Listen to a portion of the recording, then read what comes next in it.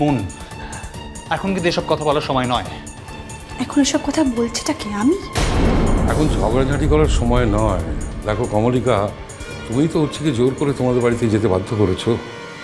তোমাদের বাড়ি থেকে এরকম যে একটা অঘটন ঘটা বিচিত্র নয়, তাকে তুমি জানতে না? তোমার কি ধারণা জেঠুমনি আমি জেনে শুনে ওদেরকে নিয়ে যেতে চেয়েছি? দাদা দাদা আমার এই মেয়েটা তো বাহাকে তার পাওনাটুকু দেবার জন্যেই, মানে ও তো যা করেছে ভালো ভেবেই করেছে।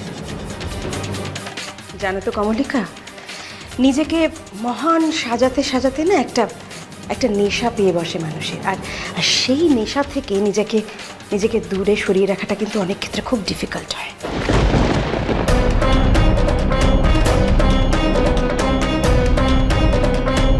তাছাড়া কমলিকা, তোমার ট্র্যাক রেকর্ডও তো খুব একটা ক্লিন নয় যে তোমাকে সব সন্দেহের একেবারে ঊর্ধ্বে রাখা যেতে পারে, তাই না?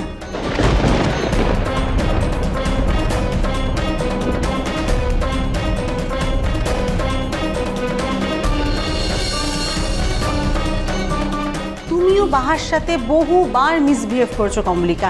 এটা বাড়ির প্রত্যেকে ভুলে গেলেও কিন্তু আমি ভুলে যাইনি। রূপো,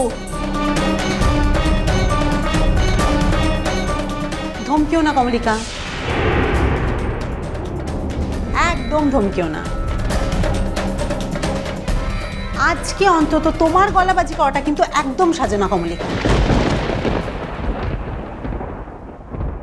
রূপো, ভদ্রভাবে কথা বলো।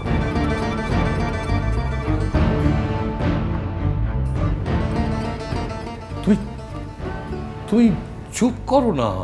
এত কথা তোমায় কে বলতে বলেছে? দাদা দাদা বাহা তো আমারও মেয়ে। মেয়েটা আগে সুস্থ হয়ে ভালোভাবে বাড়ি ফিরে যাক, তারপরে না হয় এসব নিয়ে।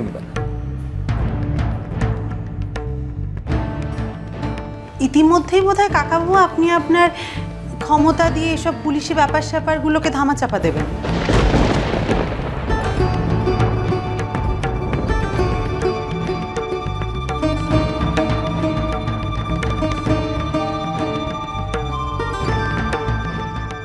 আচ্ছা কাকাবাবু, আপনি একটা কথা বলুন তো,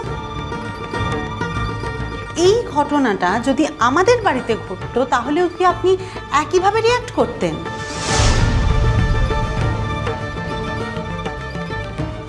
এই ঘটনাটা যদি কমলিকার সাথে ঘটতো আর আমাদের বাড়িতে ঘটতো তাহলে?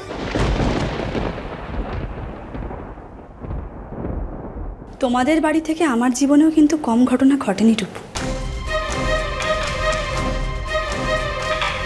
মৃত্যুর থেকে কিছু বেশিই ঘটেছে। আর তখন চাইলে আমার বাপি অনেক কিছু করতে পারতো, কিন্তু করেনি, কারণ চাননি।